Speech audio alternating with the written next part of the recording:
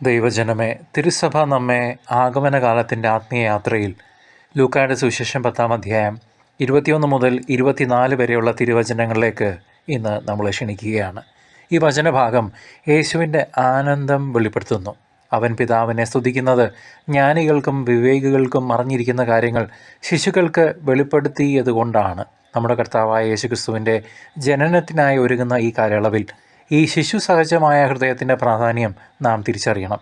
ദൈവരാജ്യത്തിൻ്റെ രഹസ്യങ്ങൾ മനസ്സിലാക്കാൻ ലൗകികമായ അറിവുകളല്ല, മറിച്ച് എളിമയും വിശ്വാസവുമാണ് സഹോദരങ്ങളെ വേണ്ടത്.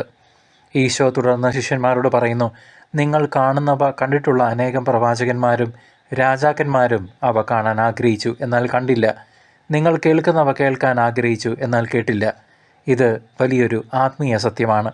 പഴയ നിയമത്തിലെ വിശുദ്ധരും പ്രവാചകന്മാരും നൂറ്റാണ്ടുകളായി കാത്തിരുന്ന മിശിഹായുടെ വരവ് നമ്മുടെ കൺമുൻപിലാണ്, നമ്മുടെ ജീവിതാനുഭവത്തിലാണ്. ഈ ആഗമനകാലം വെറും ഒരു ചരിത്രപരമായ ഓർമ്മപ്പെടുത്തലല്ല, മറിച്ച് നമ്മുടെ ഹൃദയത്തിൽ ക്രിസ്തുവിൻ്റെ ജനനത്തിനായി ഒരുങ്ങാനുള്ള അവസരമാണ്. ജ്ഞാനികളെന്ന് അഹങ്കരിക്കുന്നവർക്ക് ദൈവത്തിൻ്റെ എളിമ മനസ്സിലാകില്ല.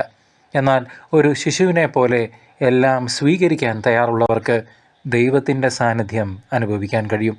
ഈ കാലയളവിൽ നമ്മുടെ ഹൃദയത്തിലെ അഹങ്കാരവും ലോകചിന്തകളും മാറ്റിവെക്കാം. ദൈവത്തിൻ്റെ വചനം സ്വീകരിക്കുവാനും നമ്മുടെ ജീവിതത്തിൽ ദൈവത്തിൻ്റെ ഹിതം നിറവേറ്റാനും നമുക്ക് എളിമയോടെ പരിശ്രമിക്കാം. നമ്മുടെ കർത്താവിൻ്റെ രണ്ടാം വരവിനായും നമുക്ക് ഒരുങ്ങാം. ഈ ലോകത്തിൻ്റെ തിരക്കുകളിൽപ്പെട്ട് യഥാർത്ഥ പ്രത്യാശ മറന്നു പോകാതിരിക്കാൻ നമുക്ക് ജാഗ്രത പാലിക്കാം. മാലാഖമാരുടെ സന്ദേശവും ഇടയന്മാരുടെ കാഴ്ചപ്പാടും ഒരു ശിശുവിൻ്റെ ലാളിത്യത്തോടെ സ്വീകരിച്ചാൽ ഈ ആഗമനകാലം നമുക്ക് യഥാർത്ഥ സന്തോഷത്തിൻ്റെ അനുഭവമായി മാറും. നമ്മുടെ കണ്ണുകൾ കർത്താവിനായി തുറന്നിരിക്കട്ടെ, കാതുകൾ അവൻ്റെ വചനത്തിനായി തുറന്നിരിക്കട്ടെ. നമുക്ക് എളിമയോടെ കാത്തിരിക്കാം. അവൻ തീർച്ചയായും വരുന്നു.